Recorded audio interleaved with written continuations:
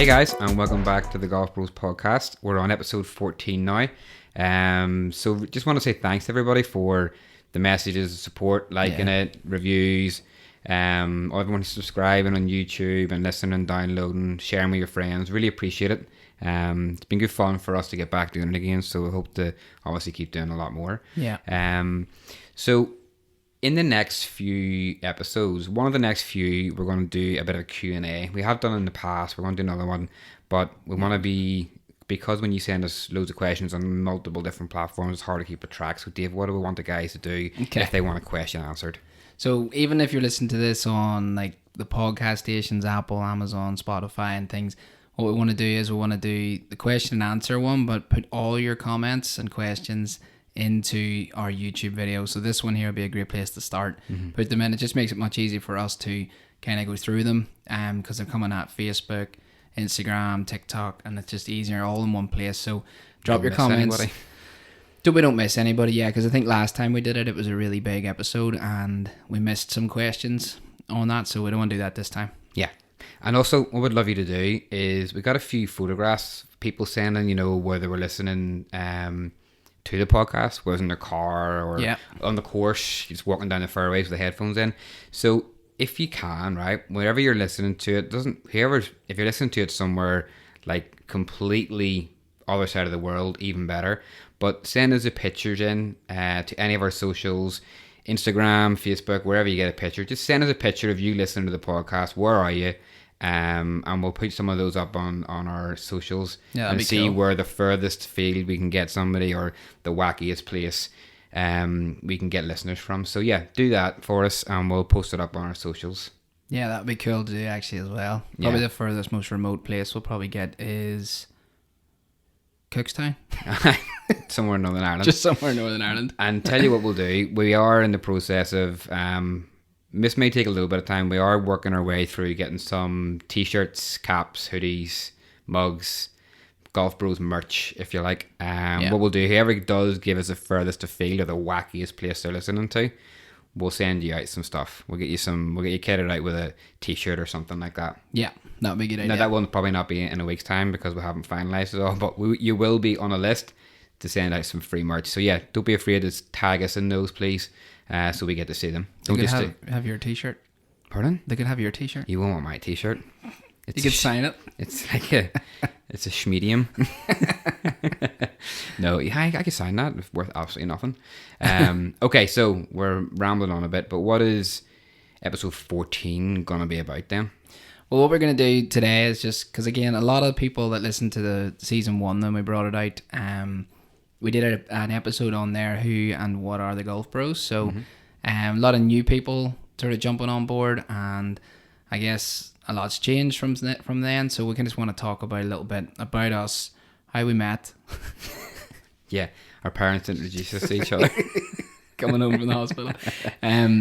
Those types of things, not those types of things, but how we get started out in golf, bit of background about us. Turning pro stories. We got a few stories from working in the golf industry with the Joe public, which are always...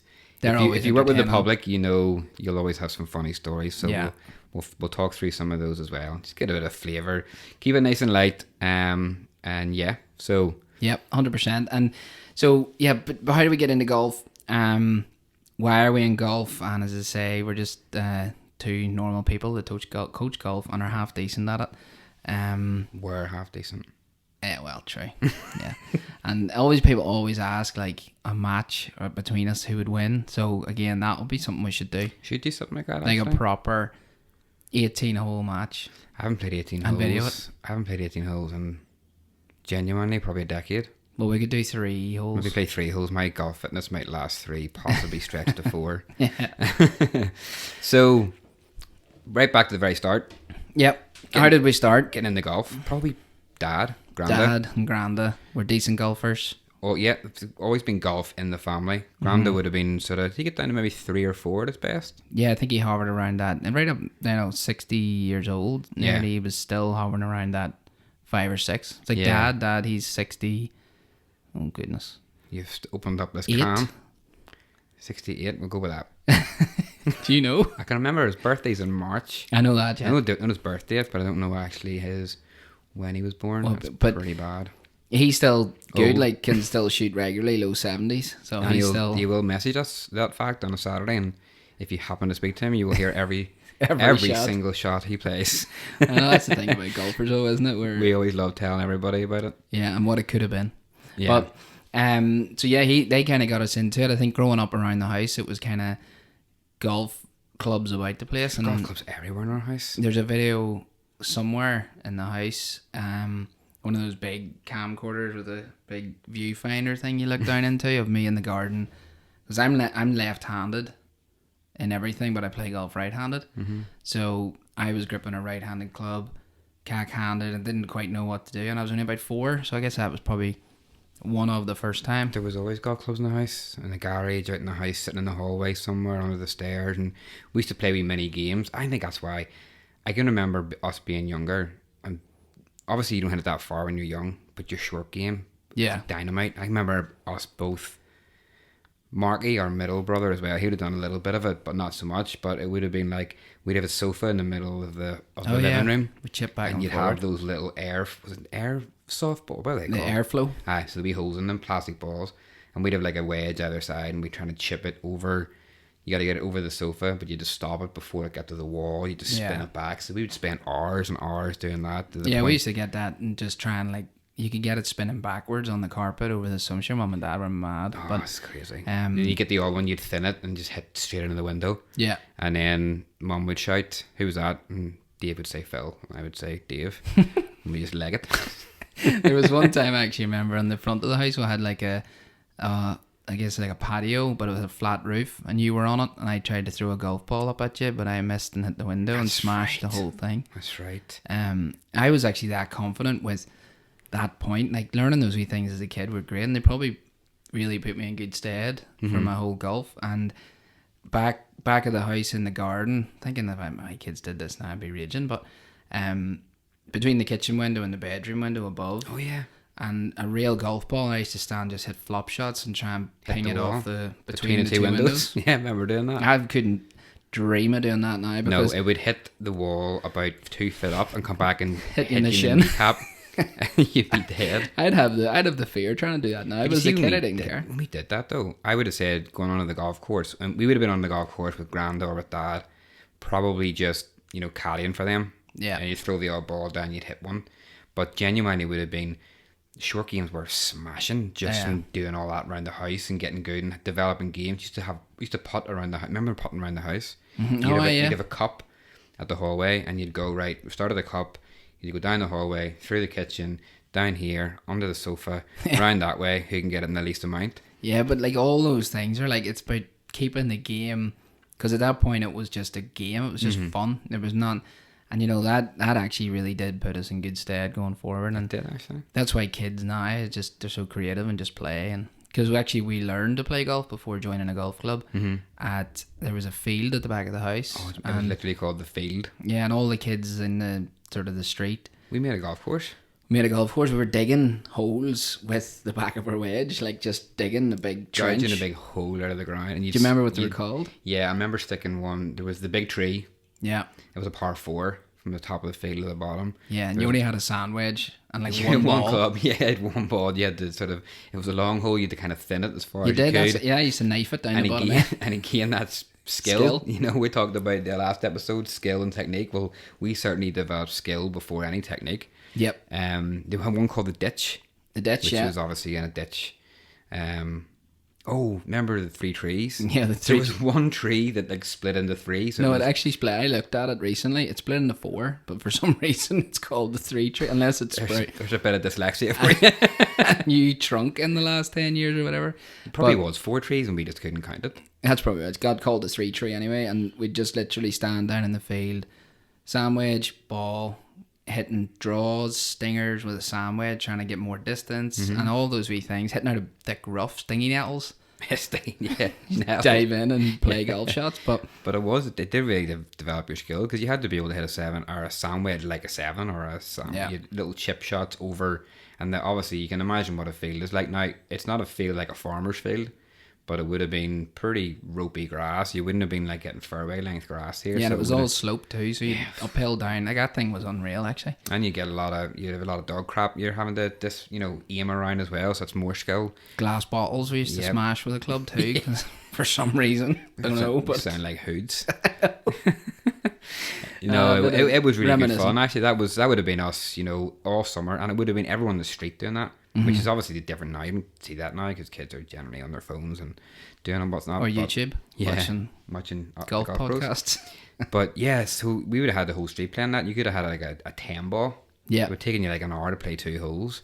And then you'd have one guy going, at 9, you're going, he did not have a 9. That's the thing. There was never a scorecard. No. It was like, how many? One under. Are you really? What'd you do on the other one? No idea. Never kept track. Just blag it. So after I kind of got us into golf, and then we joined Lisburn Golf Club at 10. They were letting juvenile members in. That's right. I didn't join as early as that. I think I was like 13. I'm pretty sure I was about 13. I did join, but I had no friends that were actually members. Oh, loser. I had no mates who were actually members. So then a couple of my mates then joined like the year after. So I didn't really play that first year. I must have been maybe 13, 14 before I played like a... Well, that would have been that's when I started, because I think it was, because I remember that we were down on the juvenile lessons and stuff, and all in a big row. They were class, weren't they? Mm-hmm. The coaching in the juvenile lessons years ago, we would not get away with that now. No. It was a line of like 30 people, and whoever the pro was at the time would just walk along and go, move your right foot back. I know. Just put your right hand over. Or I remember I think it was our cousin Andy. He used to hit this big massive slice. So I can't remember who it was who told him, but said, right, to cure your slice, take your grip, start the golf club and toe it in to like you're nearly going to hit yourself in the left ankle. Yeah. Grip it and then hit one and it'll come back to square again. So that's how he was teaching how to play golf. I think now you could probably hit it around corners. I think on paper that probably does make sense, but doesn't really work. It's not going to really help things, is it? No. But yeah, it was how... And we did. We played there and got through, and then I was playing other sports at that point too, like hockey. Remember, hockey was good fun. Probably helped me with golf too, but I didn't really play. But you played a bit of football and stuff, and then football and rugby. Started taking the golf more serious then after I realised we were half decent. Yeah, you definitely were, because you were like this little sort of chubby midget guy that ran around the golf course. Yeah, now I've gone all the time. I've gone like full circle. Your mum and dad would get you to the golf course and go, right, 8 o'clock in the morning, out the car. We'll come back at 10 o'clock tonight and pick you up. Yeah, we had £1.50 and you somehow were able to get breakfast, lunch, dinner, Coke and everything. And then you jump in the lake trying to nick all the golf balls. Yeah, you used to roll the treasures off. No one's around, so we're going to get as many. I'm sure lots of people listen to this still probably do it to this day. Yeah. Jump in the lakes and get the balls out. Yeah, so it was funny growing up like that. I think, again, you wouldn't have been able to play as much as maybe kids can now, because there's so many rules that we couldn't really play at certain times, and you weren't that's on the true, golf actually. course. So it's not we as spent accessible. So much time on the putting green, on the practice range, chipping green, just messing around. And but even that too, actually, as you say that, the restrictions, we weren't allowed to play weeknights between a certain time. 5 and 7, I think it was. Yeah, on a Wednesday and Friday or something. But also, you weren't allowed to join a club as a physical member until you were 10. But like now, kids can join much younger, so that's good though. It was good fun though. Even like I can always remember when we got a little bit older and you would play it on a Friday. You'd have caddied for your dad or your granddad on a Saturday competition. Yeah, you had to be up 12 to play in those. You couldn't play, and then you'd have had maybe like a Friday night, or you go out just any night. Usually a Friday night, and it wasn't like now when you have all the automated tee booking systems and stuff. You would literally ball on the shoot. And it was class, because you go up and you might have to wait for an hour. Bring it back. But all the guys were standing, like obviously we were too young, but they're also having a pint and having a bit of crack and talking and chatting. And now the first tee there would have been like 25 people, 30 people. Our granda would have been torturing everybody, winding people up, having a beer, and then you get out and play, and it was brilliant fun. I know. It was a lot more of a community kind of feel about the golf course then. God, he sounds so old. I know, but actually, the ball. I think it's brilliant. The ball in the shoot was class, because you would get out, put it in, you'd have like 4 in front of you, but then there'd be everybody congregating, a bit of fun, chat. You're watching the tee shots, you laugh at the ones that are crap, and it's so true. I forgot about that. They should do that, like maybe in the summertime, a handful of times. Say, okay, tonight's ball in the shoot for like 3 hours, and everyone has to come up and you know, barbecues on. It's good fun, like. Yeah, that was good. But that would have been, so our on-course play, we learnt probably from like caddying for Granda or walking around with Granda or Dad. So that's how we learned how to play golf, just watching them play. And they were both good players. All their relatives and stuff played, uncles, and played all played at a good level. Yeah. So it was easy enough to learn off them. Yeah. How to play golf.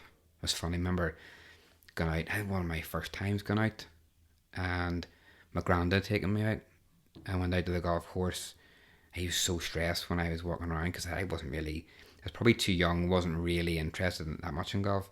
And he came back and my nanny said to him, "How was golf?" And he just said, "Every friggin' tree that child climbed." Yeah, you're wild for climbing trees. I think the big tree from the wee course. Yeah. You climbed it and fell into the nettles, broke your arm. I did, and I jumped out of it. Tried to jump from one tree and to another. Grabbed a branch and slipped and then fell and broke my arm. Solid. And on that note, went home with a broken arm, and my our mum, who is a nurse, said, "Your arm's fine. Go to bed. You're all right." So I didn't sleep all night, had my arm broken, went to the hospital the next day, and they said, "Yeah, your arm's broke." So the nurse told me to just basically walk it off. It was broken in a plaster for the next load of months, and then remember what happened after that. I broke my ankle. Yeah, because of you. Yeah, so I had a broken arm. Flying down the hill out the front of the house, I was sitting on the handlebars. You're sitting on the handlebars and your foot went through the spoke. No, but I intentionally, for some reason, tried to stop the bike with my foot. Yeah, you definitely stupider, brother. And for some reason I put my foot through the spokes and stopped. Did stop. It stopped. It stopped really well. It's effective. I went over the handlebars. So I already had a broken... Then you ended up with a broken ankle. Mm-hmm. I'm not sure Mum and Dad had to speak to social services because we were down to the hospital for a week apart with broken limbs. Yeah. Probably thought we were getting beaten black and blue. No, thankfully I think I only broke that. It's the only bone I've ever broken. I did get a stress fracture and my spine from hitting too many golf balls. True story. That's never happened to me and never will. It did happen to me actually. It was terrible. I had to stop hitting balls because it done too much. So yeah, take it easy. Playing with them then. So that's how I guess we learnt all the aspects of golf through that, and I'd put it in good stead. There's no doubt about it for future, the skill and everything. And then started to probably hit. I think I got to about 12 and got my handicap to 12 or 11 or something, and then at that age, and then started realizing it was decent and it became more serious then. Yeah, and then you were so whenever you went. You were sort of playing the North of Ireland, which is sort of a big amateur championship where we are. What age were you then? 15, 16? No, I got into it, I think about 14 or 15 on the reserve list, really young. And then from that point on, then I was into it. I got in, luckily standing on the tee all day. Last group, someone didn't show up, probably because they were on the drink the night before and didn't come. But I got that spot, and that was the first time. I think I was about 14. That was something good. Like that. I remember being up there. That was a good weekend. A good week, sorry. So you kind of progressed through that, and I was just... Our routes to turning pro and coaching were very, very different. Mm-hmm. I think I got by with sort of a little with talent and ability without a whole lot of work at it. Mm-hmm. I didn't really practice a whole bunch. Played quite a bit, but didn't really practice very much because... Guess I was one of those kids flitting about, not really knowing what I wanted to do. Left school because I didn't want to do that. Didn't really know what job I wanted to do, and you kind of floating through life, going, "What am I going to do?" Yeah, you're not sure. And just happened to turn pro off the back of having a golf lesson with the pro at our golf club, and after hitting some golf balls, he must have seen something and asked me had I ever thought of turning pro, which I did probably 6 months later. Yeah. So that's how that pathway went in. It was very not planned, very, very out of the blues. Pathway to turn pro. Yeah. I know yours is quite different than that. So what was yours? Yeah, so I basically, as I said, kind of went through the amateur ranks, played the North and stuff, and then got on to the Ulster panels at a young age, which is kind of like the, I guess, province or state, if you're in America, type team. And then went on then to Ireland. You played with some decent players on that team. If you look at some of the players who did play in that team or you competed against and where they are now. So going to give you the opportunity to drop a couple of names Yep. Which I know you like to do. So I'll just get down here and ready to pick them up for you. Go on, fires them. Right, okay. Well, yeah, coming through, like, playing for Ireland, so you would have played Shane Lowry, Rory. Clank. Seamus Power now, he's doing really well on tour. Mm-hmm. Those are the three main ones that have kind of went on to... Did you ever look at how the trajectory of their 3 careers went compared to yours? Yeah, mine's very different. Yeah, those who can't teach, is that right? That's probably, yeah, that makes sense. So no, I gave it a good run. That's pretty impressive to play with those guys. And after going then, playing on the Ireland teams and stuff, then got a scholarship to America, and I was there for 5 years, played through all that. That was the probably best experience of my life. It's pretty cool. When I visited you once, I think. Yeah. And we got to play some golf, didn't we? Actually did, yeah. We played some decent golf courses. It was nice. My first experience of playing golf in that humidity. It's not easy. I think I remember playing and you saying something like, I asked you like how far was the bunker off the tee box, and you were like 275, 280, just head it over that. And I'm like, what do you mean just head it over that? You can't just head it over that. And he's like, no, trust me, you can, because the ball goes so much further. Yeah. Than we would get back here when it's freezing and the ball doesn't go very far. And I couldn't believe being able to hit it at a bunker and carrying it that far. It blew my mind. Like, I know, it's such a different game out there. There's no doubt. Like when I went out, I left here a kind of flat, flighted, low hitter chasing a lot of right to left on it. And first thing I did when I got there, it was like, actually, first round I shot on the course. And Johnny Caldwell was the other one. There's another one, pick that up. Okay. But at this. He was on the... That's another episode in season 1. We interviewed Johnny, European Tour player. Go check it out. He played my first round with him and a couple other guys in the team, and I think I shot 67, which was 5 under, and then went straight to the range then for the coach, and we had our first kind of lesson. And he's like, right, we need to change it. I was like, okay. I was like, I just shot 67. I wonder, does that happen as much now? Yeah, I think it does. It needed done. I get it now. Like, the way I was playing there wasn't going to work out there. The way I could have gone round and shot like 1 or 2 over or something from time to time, but that style of golf didn't work. Yeah, over there, and I needed to get some... So what did you change? Did you go from having to kind of maybe shaping it and running it, and did you have to go to like high bombs? Yeah, I had to get stronger physically, faster. Yeah, that was the big thing. So changing the swing to get, as he called it, get more air under it, which basically mean higher. Mm-hmm. Being able to hit, 3, 4, and 5 irons into greens that would stop, carry bunkers like you said, to basically lift it up. So that was getting stronger. That was changing the swing from a sort of flatter sort of swing to a bit more upright, just more speed, reducing the curve from right to left as well. A lot of working out. Yeah, a lot. I did. I got really really loved working out. I did like working out more than hitting balls at one point. Yeah, but now I don't work out. No. Or play golf. No. I went to the gym this morning. I'm in a world of hurt right now. Yeah, do you remember getting Dave used to come back with like, and then we'd go, right, we'll go to the gym, film, we'll do this workout and whatever. And I was going to the gym quite a bit then, so we're both pretty strong probably for our weight, because we were both quite lean. Yeah. I know it's hard to believe. Yeah, no. If you're watching this on YouTube. We were gymming. There was a period of time where we were quite lean. In good shape and strong. But he used to come back with like different workouts. And it was like, squatting as heavy as possible, deadlifting as heavy as possible, which is, if you're getting strong for golf, these are things you should be doing. Yeah. But do you remember coming back and you introduced me to pre-workout? Yeah, that's this little white substance that looked like what you're thinking it looked like. Jack 3D, it was called. They actually made it illegal after illegal. A while. It wasn't even tested on, only tested on animals and then shipped it out to everybody. Yeah. But you used to take a scoop of it and it would make your face... Hey, that was a bit alamine. Remember, make your face tingle? An itch. You'd be driving to the gym going, oh my God, my face is going like, mental. Give me a barbell now, I'm going to fucking wreck it. And it did. It did, though. I can remember it's happened numerous times. I think I remember Marky telling me this as well, our brother. Taking the pre-workout, going to the gym and realising the gym was closed.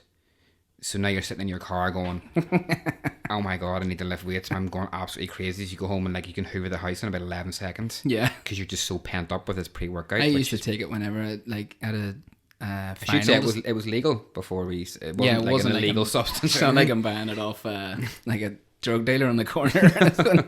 But it was it just wasn't approved. There was actually traces of something in it. I don't know. But I can remember taking it. Even if I had like a final to study for or a paper to get in, I would just take it and I'd be like, right, I'm doing this. God, you'd never sleep on that stuff. It was rifle through it. But yeah, I got big into the working out. It was needed, you know. The strength, like, you watch the golf now. If you're not hitting that, I guess our coach was ahead of his time. His college golf is obviously coming through, and if you weren't hitting it long, you weren't competing. So I did that. It was a bit awkward at first because I was going through this change of, right, I'm hitting it much further, but I haven't got control of my. So I didn't own my swing at that point. So I had struggled for a year, but I redshirted, which means the first year you don't compete. So it gave me time to work on this. Then went out. Did my 4 years playing, then travelled all over, everywhere playing. It was great. Got my degree, went on, then turned pro and started travelling around all the southern states, kind of Florida, and everywhere really along there, Texas and things. What did you find whenever you first turned pro, teed it up, playing for your pay, basically? What did you find? And you're playing against these guys who might be older, a little bit wilier, and you play with somebody, and how did you find that transition? It was different because when you're playing for a living, you know, it was like you really appreciate that every shot counts. Like one of the tournaments in Daytona Beach, 67, the first round was joint leader. It was only a 2-round tournament and shot level in the second round, finished 23rd. And I was like, right, you know, one shot could have been 15th, and that was the difference between a paycheck for £1,000 and 2,500, which you know we're paying 1,000 to go to a tournament, so I had to leave that one, use that money to get to Atlanta to play 2 days later up there. So your costs get high. I remember just playing around Ireland when I first turned pro, and you maybe take one of your friends to, you know, caddy for you, and then you stand in a hotel for a couple of nights. You maybe shoot a couple of mediocre rounds, and you left the check for like £50 or something, and you go, I've just spent like £300. I know. I've played 2 days of golf, made £50. I haven't earned a penny because I'm not coaching. I'm actually losing a fortune here, and it's really quite difficult because, you know, the slightest stupid shot or a missed putt or whatever, it does certainly more pressure. And I don't think whenever you start playing and there is money on the line, you get a little bit of appreciation for, obviously, the top guys in the world, because they have so much money anyway. It doesn't really matter. Miss putt, then it's more about winning trophies. Yeah. But the guys that are trying to get their card and trying to support their families, it's a tough game. It's a tough slog trying to get a card every year. That was the thing with me. I gave it a good run, and I wouldn't change a bit of it. It was I think I did then play full time for 4 years after that, and played in the Challenge Tour. You caddied.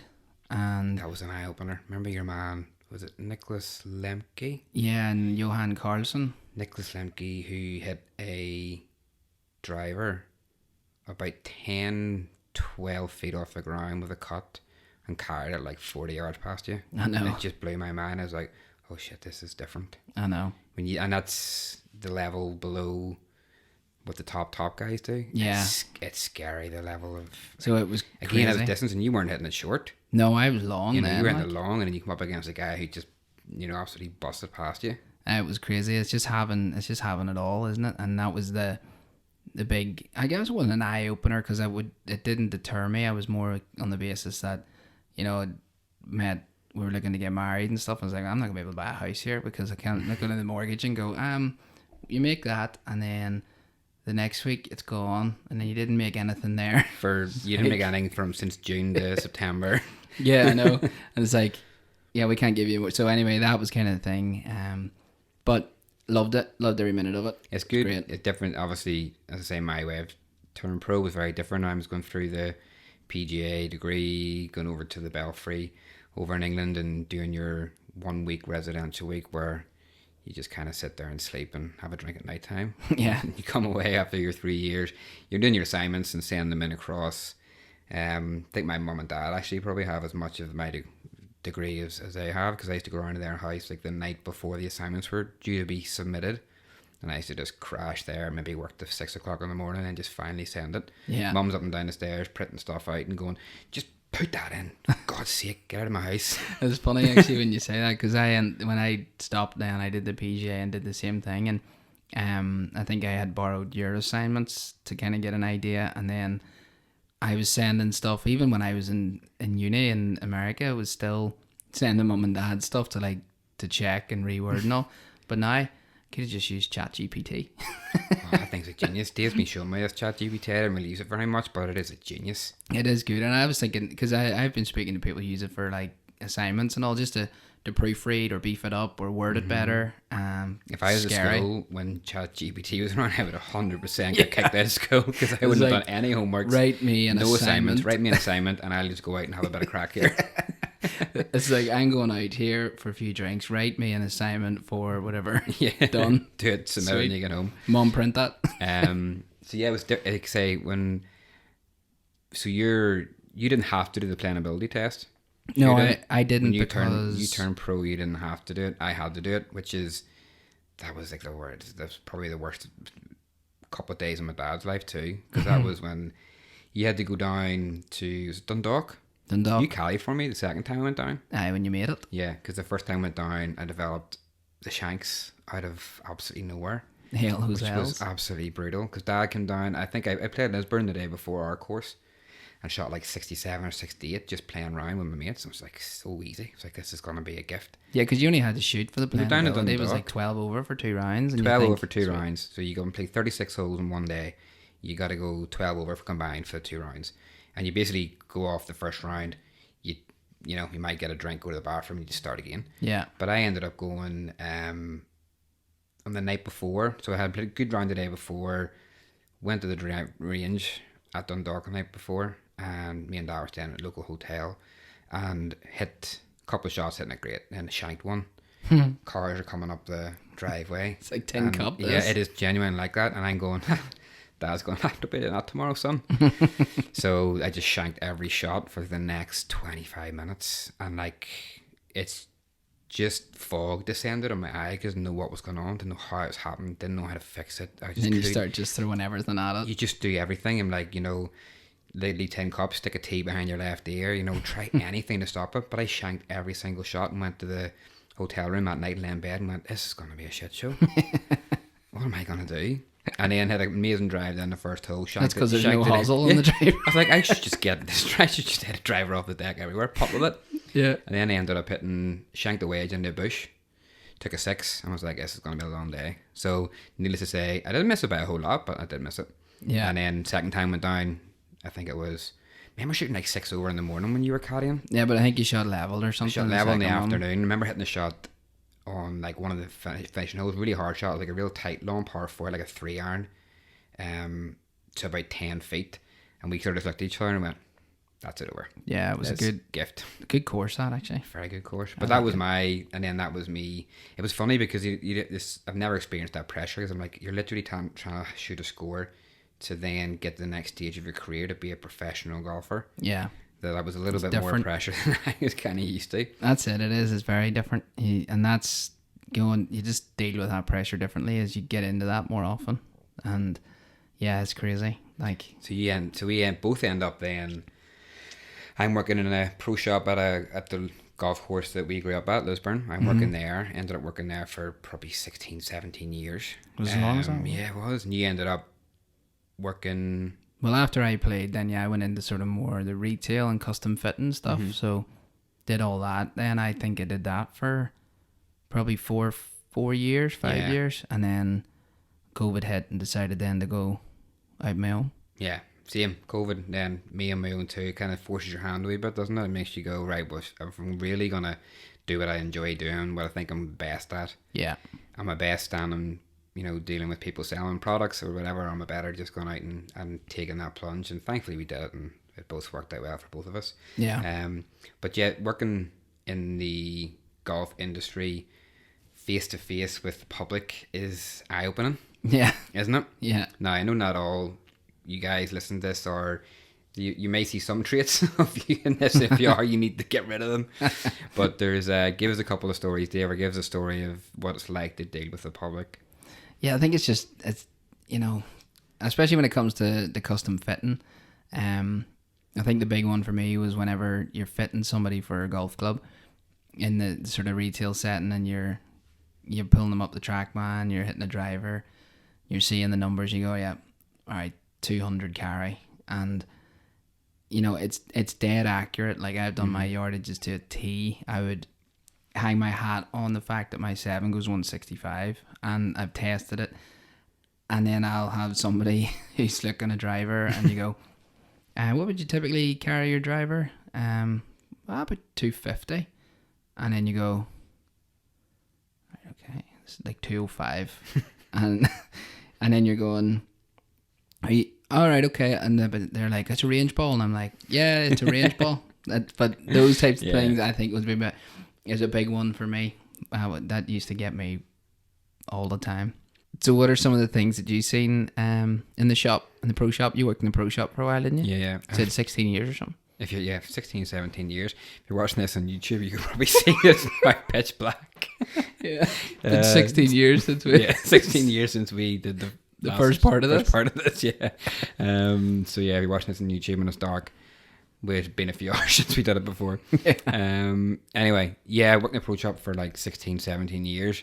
It has its good things and bad things, obviously, but the best things is the crack you have with people you work with. Yeah, and usually at the customer's expense behind them without them realizing. There's definitely, if you're walking into any pro shop and you walk in and there's golf pros laughing, there's like a little click and things are going on. It's so much fun though. Yeah. Just some of the stuff, like even just dealing with customers, some of the things people said, touching on what you said about them not realizing how far they had or thinking they had it further. Just crazy things. I probably said this before, but always one that stands out is a guy walking in looking for a pair of shoes and just says, Phil, need a pair of shoes. So I asked him what size he was, and he just said, anything will do. So I said, I've got an 11 here, and he goes, no, I'm an 8. Yeah. Just things like that. What are you supposed to say to that? Or people say, I need a glove. What size are you? And they hold their hand up. Yeah. And you're like, what am I meant to do with that? That could be anything. I know. Do you know what I mean? Stuff like that.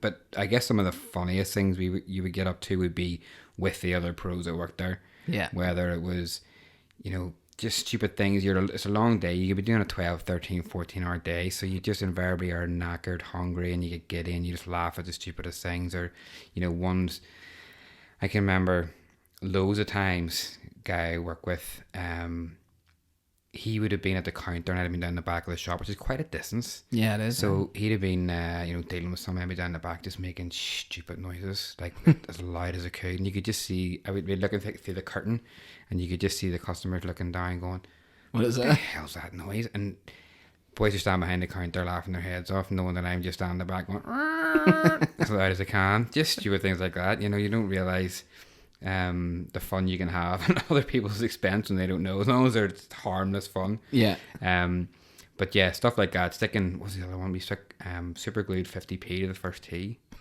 which is brilliant, watching everybody walk past it and try to pick it up. Can't get it. And you get the old boys really tight. He's trying to kick it and scrape it up. Walking past like no one's looking. Yeah. So they're good times working. Yeah. Long days. I think that was probably something that I realised whenever, like, we both have now gone out on our own, coaching on our own the last lot of years. When you're standing in a pro shop or the likes of custom fitting all day, the last thing you want to do is teach someone to play golf. Afterwards, yeah. You could be doing a 10-hour day, 12-hour day, and then maybe you got to go and I might have had a lesson or two at the end of the day. Yeah, it's hard to do that. 10 hours and you're going, I'm not sure I really want to go out here and coach for 2 hours. Yeah, I know, and it's not even anything against like the thought of the coaching. It's just the fact that you're drained. So it's tough, because I remember doing 40 odd hours, 45 hours in the shop, and then doing maybe 20 hours of coaching a week after. It's a long week, isn't it? And it's kind of, I guess that's why a lot of golf pros almost stop playing golf, because you're so into it, you're so busy, you're doing so much of the coaching and all that sort of side of things that's fitting, that you just kind of get home and you're like, I just don't want to go and hit golf balls, I don't want to go and play. And I would have thought, I don't know if you're the same as me, I would think 100% my coaching has improved from just when you're not having that comfort blanket of, you know, working in the shop environment, it's kind of, it's always going to be there. Yeah. When you have to get it on your own, you go, shit, I gotta be good at this now, because people aren't just coming to me because they're a member of the golf club that I work at and they go, Phil's good crack, I'll go and get a lesson with him. You actually have to be able to fix people, be able to plan how you're going to help somebody over a certain amount of months, and you have to be pretty switched on and good at what you do. Otherwise, because that's you your don't have a business. Exactly. You don't pay your bills. So 100% getting out and doing that was like a big eye opener to saying, I got to learn a lot more about the golf swing, coaching, communication. So there's no question I think it's probably, like, we would both be sort of quite big into online coaching. It's a different way to coach because you have to be so good with your communication. If you're talking to somebody through a video to the other side of the world, English might not be their first language, so you got to be really good at with your communication and the visuals and stuff. And I think the thing I find as well about coaching, there's so much more than, we talked about this in the other episode, but there's so much more than just swinging a golf club. It's like learning, you know, how humans learn, how people learn. There's so much more to it than just, you know, I guess what people think. It's just golf swing. It's not. There's so many things. You got to read the thing in communication, where you get the more time now, as you say, not in the shop. You focus. That's your craft. So kind of hold that in. It is definitely. I noticed that too. You have to, and the more, obviously, over the more and more lessons you teach, you just learn more. And if someone comes to you for a period of time, you get used to them and you learn how they learn. It's all that stuff. So it's definitely a lot to it. I think communication is probably the main attribute a coach has to excel at. 100%. There's like, when you look, sometimes you look on a YouTube channel or you look on Instagram and you hear another coach talking about something and talking about the dynamics of the golf swing and using terminology, and I'm like, I literally don't know what he's talking about. Yeah. Or like, he's talking about it so in depth and scientifically that it's kind of quite hard for me to grasp that. Yeah. So they probably know the swing a lot more than me, or have that kind of side of things, but I kind of think we're quite good at communicating it. So the player, you know, isn't getting overawed by the technique. It's such a difficult game. Like, our job is to be the best communicator you can be for that person, as you say, how they learn. So communication has to be, it's completely top of my list for things that my main fundamental, you have to be good at to be a good golf coach. Yeah, and I think it's like you're talking there about using that analogy of the guy using a lot of technique and stuff. So I think, you know, we can all go into that and talk about it. And there's people who, let's be honest, much smarter than me, who are doing like 3D biomechanics, all this stuff. So they learn, you know, I let them learn that, and then I siphon the information to the person and simplify it basically. We learn that, but we don't need to give that to the student. No. And it's that middle ground to be able to communicate that complicated information and make it understandable, digestible. And it is, because you don't know, whoever's coming to you for a lesson, you don't know what's going on before that person's come there, whether they're, you know, carrying baggage of other golf thoughts, or even just if they had the crappiest day. Yeah. You don't know how that person is, so you kind of have to be able to read the person, and your coaching style has to adapt in every single lesson. It is like, it's every single lesson is like a problem you got to solve. Yeah, and they're all different. They are, in the way people interact with you, the way they like to learn. Some guys are on the numbers, some guys like, don't show me that. Yeah. I just want this. Let me hit it better. And you have to be able to take all those factors and like that, be able to go, yeah, this is what this person needs. Yeah. And give it to them the way they want it. So yeah, I guess it's probably full circle from how we came through golf and getting into coaching, and we're lucky in a sense because I think we both do something that we really enjoy. It's not, people will look from the outside and think it's kind of a pretty cool job, just helping people play better golf. Yeah. It has its moments that it's not so much fun. You're mainly when it's cold. Yeah. That's the like biggest, -5 degrees. The biggest dilemma that you face when you go and you've got 6 layers on teaching someone. And fair play to everybody that shows up on those days, because people do, and that's dedication right there. Yeah, and then you demonstrate that one shot that you're trying to demonstrate. Your fingers hurt. Yeah, you thin it, and you can't feel your fingers for until like the 3rd lesson. You're dead. So yeah, I think it's been a pretty, and say we enjoy what we do, and hopefully we can help you guys enjoy a bit more golf as well. Yeah, and I think that's, you know, as you said, that's a bit of a background for, you know, where it started, how we've got to where we are. And listen, there's probably loads that we missed out, but it gives you a bit of an idea about us and all of that stuff. And I think going forward, as we talked before, plans for Golf Bros is, you know, YouTube, podcast. We're going to do some course stuff, as we talked about. Yeah, and just loads of different things. Like we've done a few episodes now on, like a pre-shot routine one was very helpful. Got a lot of good messages about it. Yeah. Really help people out with that, which is again, like we said before, such a overlooked thing. Yeah, and it is. I mean, if there's anything you got, obviously feedback from you guys is always welcome, as the usual stuff, you know, the subscribing, the liking, sharing. Appreciate the time you take to go and do that. But if you don't be afraid to send us some messages with, you know, any ideas or questions that you have, because it's always helpful for us too. If we get, you know, a lot of questions about certain things, it's always opens up our eyes. Okay, well, there's a good episode. There's a 30-minute conversation we got to have, because people are interested in this topic or don't understand a certain topic. So yeah, don't forget that this episode, drop your comments in for our Q&A episode that we're gonna do, because that's a big one. Fire them in and we'll get through them all. Yeah. And we don't want to miss anybody, so make sure you're dropping them in the comments for this video. And we'll look forward to bringing you, get some guests coming up pretty soon. So we're going to be starting doing some episodes with guests coming on of all different walks of life, not just golfers, all sorts of different people. And yeah, so hopefully when you hear this episode, we're all excited for Ryder Cup. We'll try and sneak maybe a Ryder Cup preview one in there before it actually starts. So as always, thank you very much for tuning in, listening in the car, walking, watching YouTube. Appreciate all the support. We'll catch you next time. See you soon, guys.